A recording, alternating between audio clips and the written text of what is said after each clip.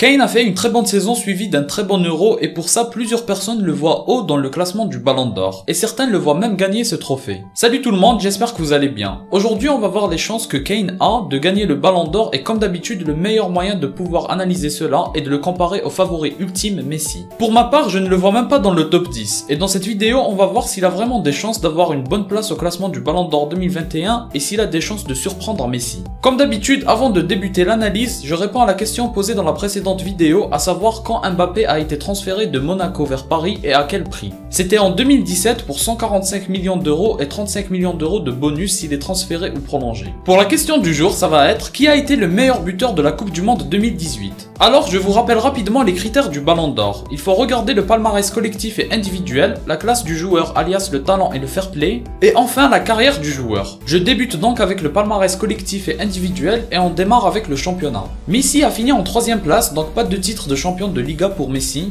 Kane a fini en 7ème place. Je veux bien que la première ligue soit un championnat très relevé, avec beaucoup de grandes équipes, mais si Leicester et West Ham avec des effectifs moyens ont réussi à faire mieux que Tottenham, avec leur effectif d'assez bonne qualité, c'est qu'ils pouvaient faire mieux et que cette 7ème place est vraiment très décevante. Sinon Messi a fini meilleur buteur du championnat avec 30 buts et 9 passes décisives, et Kane a fini meilleur buteur du championnat avec 23 buts et 14 passes décisives. Donc Messi l'emporte sur les buts et sur l'addition buts plus passes décisives. Kane a réussi un nombre de passes décisives impressionnant pour un buteur, tout en maintenant un nombre de buts correct qui lui a permis d'obtenir la première place du classement des buteurs. Les deux joueurs n'ont pas été élus meilleurs joueurs de leur championnat, donc pour le bilan du championnat, Messi est largement devant Kane, puisqu'il le surpasse en termes de place dans le championnat, et de buts plus passes décisives. Kane a seulement 5 passes décisives d'avance sur Messi et ce n'est pas suffisant pour renverser les avantages de Messi. Ensuite on continue avec la Ligue des Champions et l'Europa League. Tottenham n'a pas participé à la Ligue des Champions. En 2019-2020 ils n'ont réussi à obtenir que la 6ème place en Première Ligue, donc pas de qualification en LDC mais qualification en Ligue Europa. Évidemment le Barça s'est qualifié mais a fait l'une des pires Ligues des Champions de son histoire.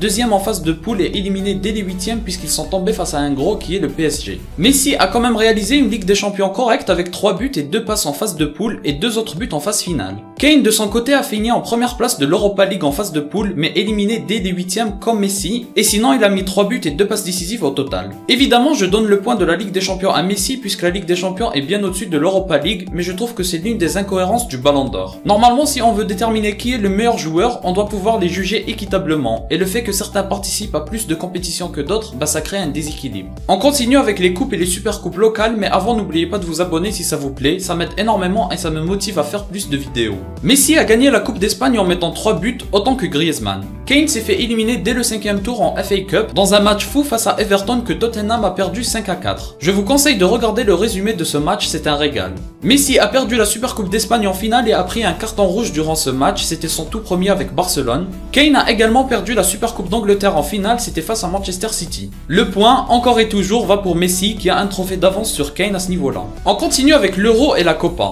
Messi a remporté la Copa América 2021, c'est une victoire et un trophée historique qui a fait parler dans le monde entier. Donc ça aura énormément d'importance dans le Ballon d'Or. Kane a perdu la finale de l'Euro au penalty face à l'Italie, ça s'est joué à rien mais le constat est triste pour lui. Messi a fini meilleur joueur, meilleur buteur et meilleur passeur de la Copa América, et c'est Donnarumma, le gardien de l'Italie, qui a été élu meilleur joueur de l'Euro. Kane a tardé à démarrer son Euro, mais une fois que la machine a été lancée, il a été très bon et buteur surtout. C'est ce qu'on demande à un attaquant.